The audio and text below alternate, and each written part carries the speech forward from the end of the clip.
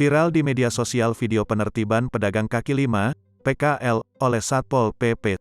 Hal itu disebabkan seorang pedagang menyiram minyak panas ke petugas. Peristiwa tersebut terjadi di Pasar Raya Padang.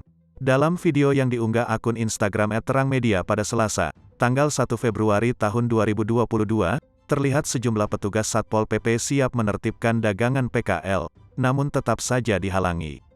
Sempat kedua pihak tersebut terlibat adu mulut. Seorang pedagang tidak terima lapaknya dipindahkan, sehingga dia menyiram minyak goreng panas ke arah personel. Beruntung minyak goreng panas itu tidak mengenai personel Satpol PP.